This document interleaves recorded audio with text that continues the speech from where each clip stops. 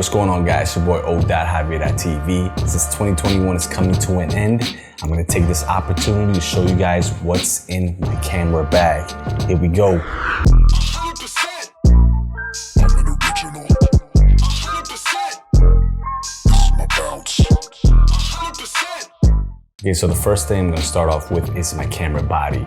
I'm currently now working with my Canon 5D Mark IV. I use it for absolutely everything: vlogs, personal content, commercial work. Obviously, if it's a little bit more professional grade, I'll go more for a cinema camera. But this is my workhorse, the meat and potatoes. It's also a hybrid, so it shoots photography as well. I use it to shoot photography as well. Fantastic. Tack sharp pictures. It's just a very good all-around camera. It is a little bit heavy, especially when you mount the lens on it. That's kind of like the downside, I guess you could say.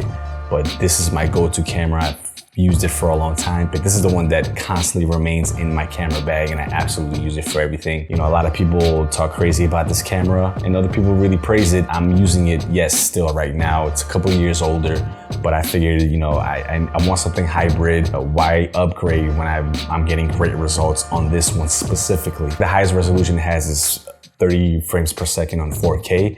Which is okay for right now, or at least for most of the work that I do use. This is my number one thing in my camera bag. The second thing in my camera bag, which is my 20mm 1.4 lens. And it's this guy right here. Fantastic wide lens. I love the wide lens look.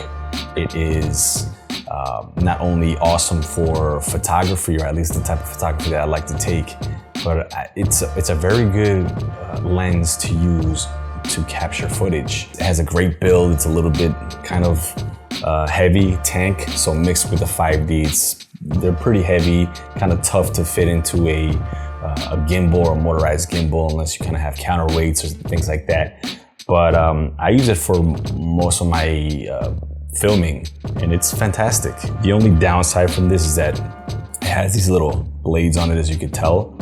These little blades, so I can't really put a UV filter or an ND filter or anything like that, but there's other ways around it. So wide lens, thank you Sigma. Moving on to the third thing on my bag is the sound, right? So I'm gonna start with my Rode Shotgun Video Mic Pro. I've had this bad boy for a while. I actually got this one when it first came out, so as you can see, it's a little bit of the older version. I know the newer version is a little bit more oval, has a couple more things, more buttons in there, a couple more options.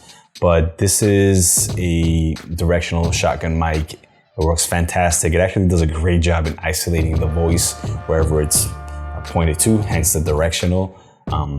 You don't have to do too much, or at least I haven't had to do too much in post to clean up the audio or anything external.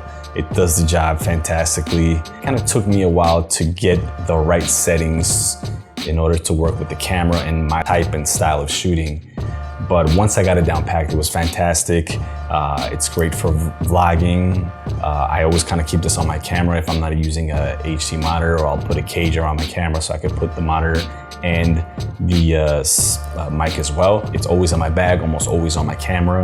Very useful for a run and gun type of shoot. Very practical, fantastic mic. So sticking along with sound, this is another staple item in my bag, which is the H1N Zoom. As you can see right here, and it's red because I'm using it. And along with it is the cord, the lapel, goes to the lav mic right here that I have.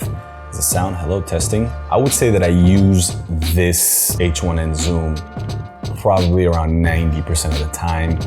I have another one just in case if I'm gonna do some kind of corporate thing, or I'm gonna shoot a video with somebody else and I really wanna get the mic really close to the mouth of the person so the sound can be very isolated. It's fantastic. Like I said, with the Rode mic, it took me a while to get the settings down right to the way that I shoot and the style of shooting. It takes a little bit of trial and error, but once you get it down packed, it's fantastic. I don't have to do too much in post. I do clean it up to my own style, my own way of finding that crisp sound. But this is an absolute staple. I must bring it every single time.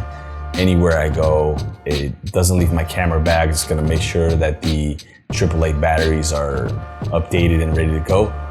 But another staple, definitely can't do without the Zoom right here. Sound, Very, very important. We're going for ease of workflow. You don't want to think about it too much. You don't want it to be too complex or too distracting. You just want to go with the bare bones. And this lens is absolutely a staple of any type of shoot that I'm doing, and that's the 50mm. This lens is super practical. It is very inexpensive, and it has a very, very fantastic look.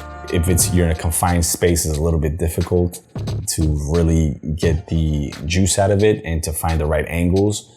But if you have space and you're going for a very, good portrait look, I've used this in music videos as a second shot, as a close-up shot. Like I said, I can't talk about this lens enough. This is an absolute must to bring along. I know that some of you are gonna say, zoom lenses are the way to go. 24 to 70mm.